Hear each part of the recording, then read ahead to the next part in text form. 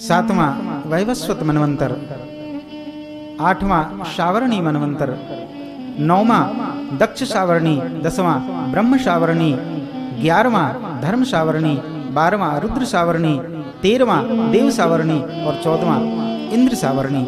इस प्रकार से ये 14 मनवंतर हैं। श्री परीक्षित जी पूछते हैं, बले पदत्रय भूमा कस्मात् धरी आजय। मैंने सुना एक बार भगवान बलि के यहाँ 3 पैर पृथ्वी मांगने के लिए गए। ये कैसे हुआ, इस घटना को आप सुनाएं। श्री सुखदेव जी कहते हैं, परीक्षित, जब देवासुर संग्राम हुआ तो दैत्यों के राजा बलि वो स्वर्ग के ऊपर अपना आधिपत्य जमा लिए। देवताओं की माता अदिति, इन्होंने भगवान श्री कश्यप जी से पूछकर पयोव्रत नाम का व्रत किया है। भगवान इनके व्रत से प्रसन्न होकर के आए हैं और भगवान ने कहा, माँ मैं जानता हूं आपने इतना कठोर व्रत क्यों किया है। अरे आप दैत्यों का नाश चाहती हैं। माँ अपना भला सोचना ये बुरा नहीं है, लेकिन किसी दूसरे का बुरा नहीं सोचना चाहिए। माँ अपना भला तो हर कोई सोचता है, आप भी अपना भला सोचो, लेकिन दैत्यों का बुरा होवे ये सोचना अच्छा नहीं है। जय जय श्री राम। माँ मैं भाद्रपद शुक्ल पक्ष द्वादशी के दिन आपके यहाँ आपके पुत्र के रूप में प्रकट होकर आऊंगा।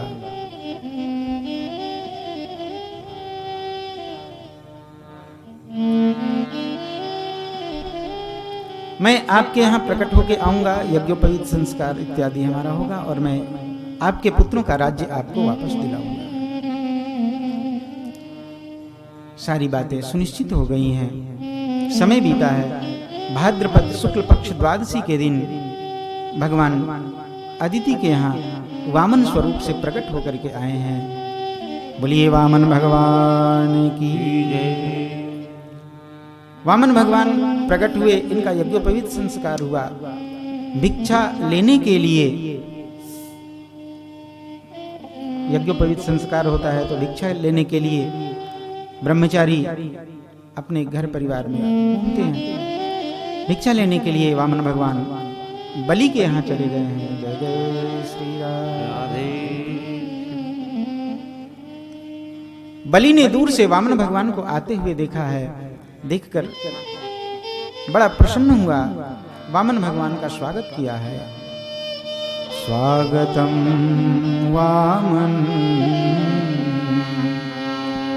सुस्वागतम वामन,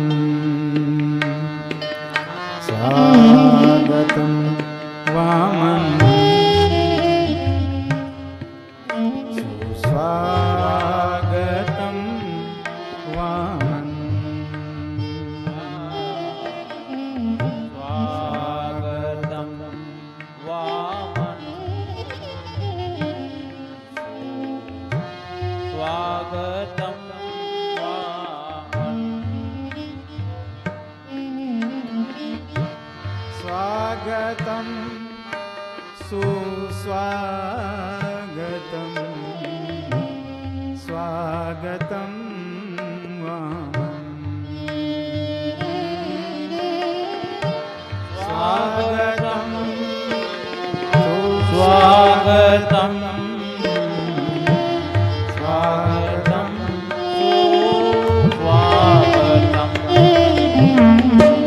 सुस्वागतम, स्वागतम वामन, सुस्वागतम वामन, स्वागतम वामन, सुस्वागतम वामन, स्वागतम वामन, सुस्वागतम वामन, स्वागतम वामन,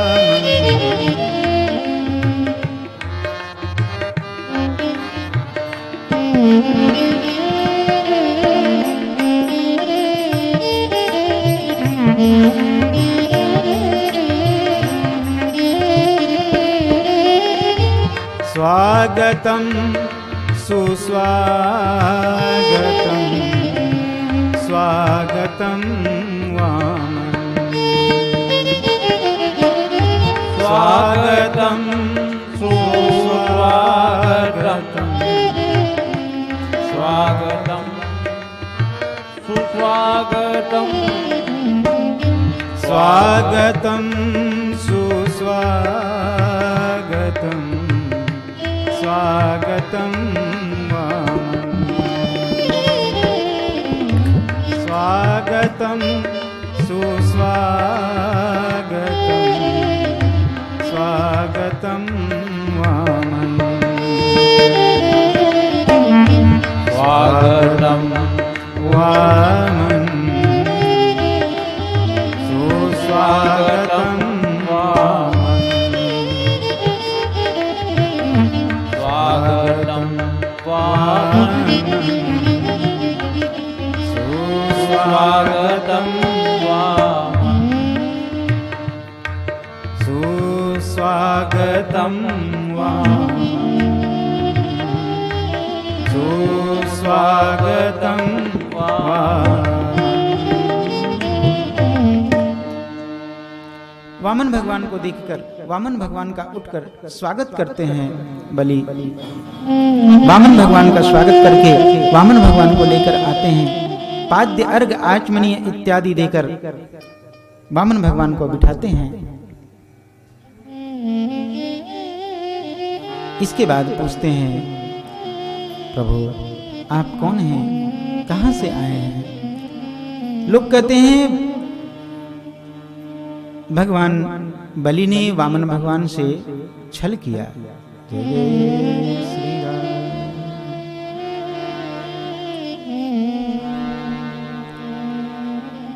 लेकिन भगवान ने वामन भगवान ने बलि के साथ छल नहीं किया।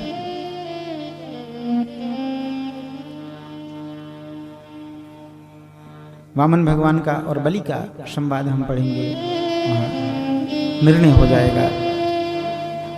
बलि के यहाँ बैठे हैं। बलि ने पूछा आपको क्या चाहिए, आपको मैं क्या प्रदान करूं? भगवान ने कहा पदानि त्रीणि दैत्येन्द्र संमितानि पदा मम।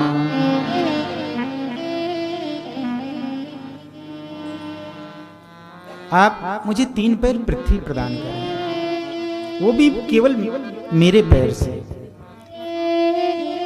बलि ने कहा प्रभु आप तो छोटे से 52 अंगुल के और छोटे से 52 अंगुल के और इतनी छोटे से आपके पैर कितने उठेंगे?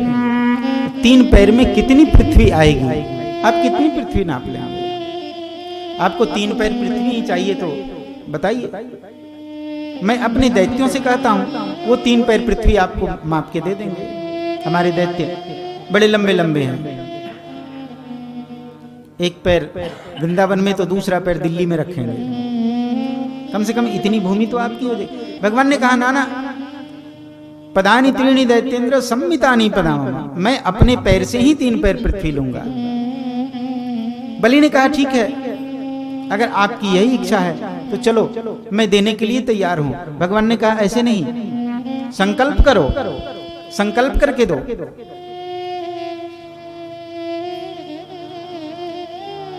श्री सुखदेव जी कहते हैं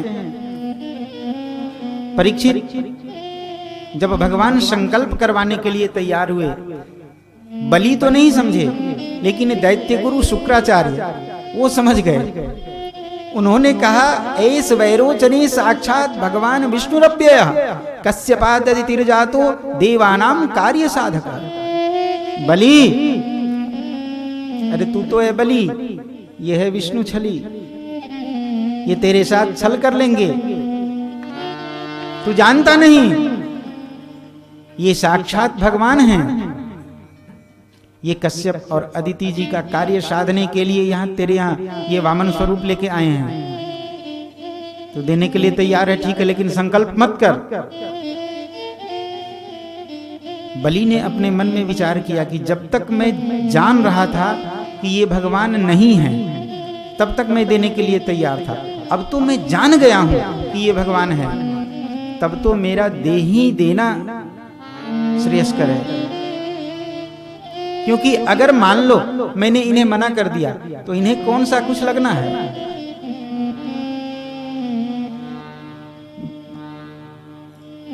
इन्होंने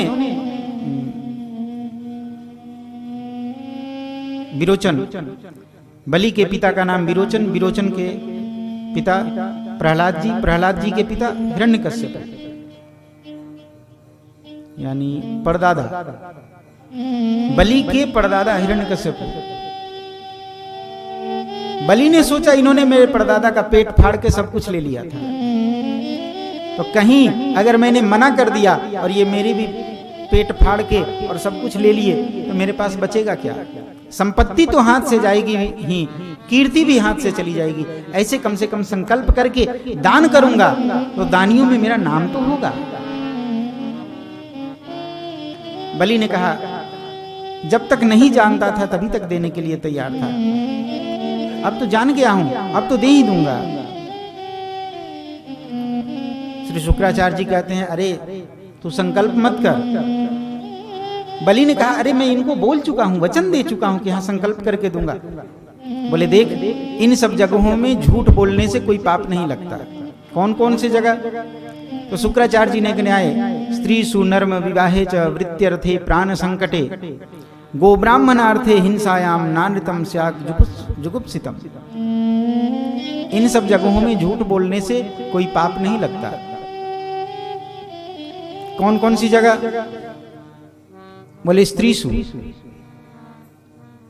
कभी कभी स्त्रियों से झूठ बोलना पड़ता है, घर गृहस्थी को चलाने के लिए कभी झूठ बोलना पड़ता है, वहां पाप नहीं लगता। विवाह,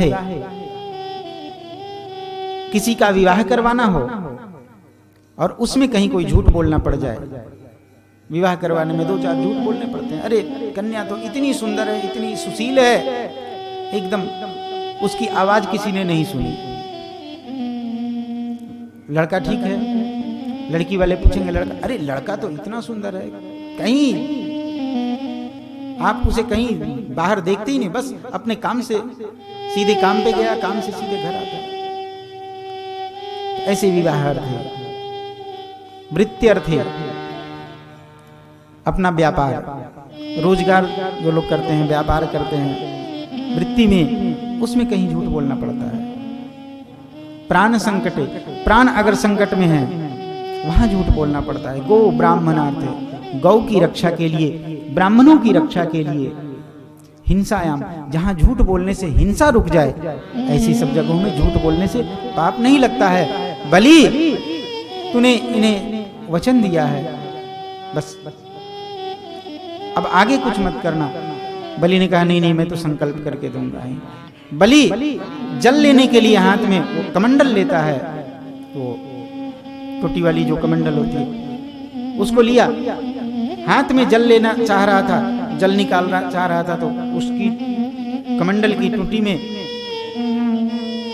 श्री शुक्राचार्य जी छोटा सा रूप बना करके उस टोटी में घुस गए। जल नहीं आ रहा था, भगवान समझ गए जब तक ये रहेंगे तब तक कुछ करने नहीं देंगे। भगवान ने कुसा निकाल के दिया है और कहा लगता है कोई मिट्टी विट्टी अटक गई है, यजमान कुसा से साफ कर लो। वो कुसा जब उस नली के अंदर डाली है बलि ने, शुक्राचार्य जी की एक आंख साफ हो गई। शुक्राचार्य जी वहां से निकल के भागे, जल आया है। जल आने के पश्चात बलि ने संकल्प किया। संकल्प जब कर लिया, भगवान ने कहा अब मैंने कहा है अपने पैर से नापूंगा, रुको। भगवान ने अपना धीरे धीरे स्वरूप बढ़ाया है, विराट स्वरूप भगवान का प्रकट हुआ। भगवान का एक पैर भूलोक में, दूसरा पैर ब्रह्मलोक के ऊपर चला गया। भगवान ने कहा बलि तेरा राज्य ऊपर के तीसरे लोक तक ही है, भूलोक, भुवनलोक, स्वर्गलोक, स्वर्गलोक तक तेरा राज्य है। मेरा पैर भूलोक से लेके ब्रह्मलोक तक चला गया। ये 2 पैर भी पूरे नहीं हुए, लेकिन चल मैंने मान लिया कि ये 2 पैर पूरे हो गए, अब बता तीसरा पैर कहां रखूं। बलि सोचने लग गया कि अब इन्हें क्या कहूं। भगवान ने गरुड़ जी को बुलाकर गरुड़ पास में बलि को बंधवा दिया है। इधर ब्रह्मा जी ने जब देखा कि ये पैर किसका आ गया, मैंने तो अपनी सृष्टि में सबसे मोटा हाथी का पैर बनाया, ये किसका पैर आ गया। ब्रह्मा जी ने ध्यान करके देखा, ओहो, भगवान आज बलि के यहाँ उसका हिसाब किताब बराबर कर रहे हैं। ब्रह्मा जी ने भगवान के चरण को धोकर अपने कमंडल में पधराया है। गंगा मैया प्रकट हुई हैं। बोलिए गंगा मैया की है। गंगा मैया प्रकट हुई हैं, ब्रह्मा जी के कमंडल में आई। ब्रह्मा जी ने आकर देखा, भगवान ने बलि को गरुड़ पास में बंधवाया है। ब्रह्मा जी ने कहा भगवान से, प्रभु कोई पत्रम पुष्पम फलम तोयम यो में भक्त्या प्रयच्छति। आप तो कहते हो कि कोई पत्र से, पुष्प से, फल से, जल से मुझे रिझा लेता है, तो बलि ने तो अपना सर्वस्व दे दिया। अब भला इसके पास बचा क्या है? जब बलि ने सर्वस्व दे दिया तो भी आप इसको गरुड़ पास में बांधे हो। प्रभु इसको मुक्त कर दो। भगवान ने कहा, ब्रह्मा जी पोथी पत्र बताना सरल है। अरे बलि जिस बंधन में बंध्यो वो तो छूटे हाल, लेकिन मैं जिस बंधन में बंध्यो वो खुले न कौने उकाल।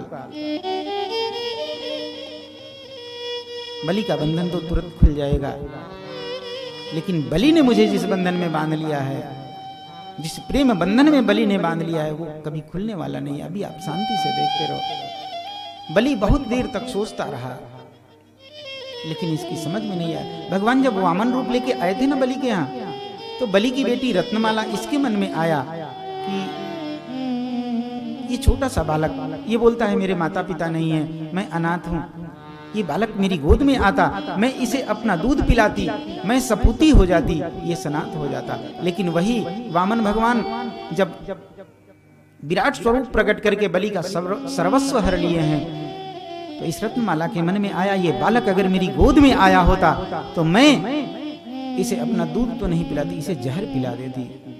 भगवान ने कहा, माँ तूने मन में संकल्प किया है, तेरे अंदर मेरे प्रति मातृभाव आया है, तेरा यह संकल्प मैं पूरा करूंगा। आगे इसकी कथा।